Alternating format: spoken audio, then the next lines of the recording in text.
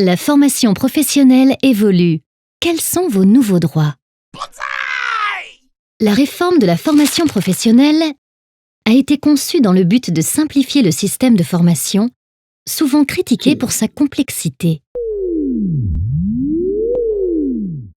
Le droit individuel à la formation, DIF, qui permet aux salariés d'acquérir jusqu'à 120 heures de formation financée, a par exemple été peu utilisé en raison du manque d'informations des salariés sur son fonctionnement, ses objectifs ou encore son financement.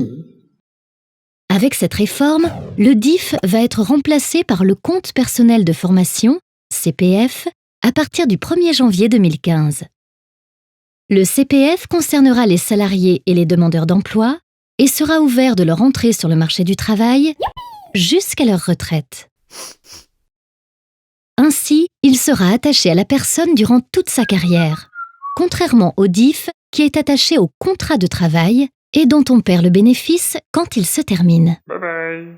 Les salariés pourront acquérir jusqu'à 150 heures de formation sur leur CPF et il pourra être abondé, c'est-à-dire crédité au-delà de cette limite, par des heures offertes, par exemple par les employeurs, ou encore les organismes paritaires collecteurs agréés, OPCA, chargés de financer la formation des salariés.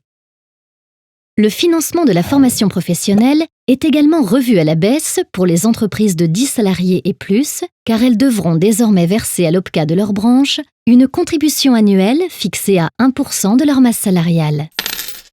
Auparavant, les taux variaient selon l'effectif de l'entreprise et pouvaient atteindre 1,60% pour celles de 20 salariés et plus. Pour celles de moins de 10 salariés, la contribution reste fixée à 0,55%. Par ailleurs, tous les 2 ans, les employeurs devront réaliser avec chacun de leurs salariés un entretien professionnel afin d'envisager leurs perspectives d'évolution et les formations qui pourraient y contribuer. Enfin, tous les 6 ans, les employeurs devront faire un récapitulatif du parcours professionnel de leurs salariés.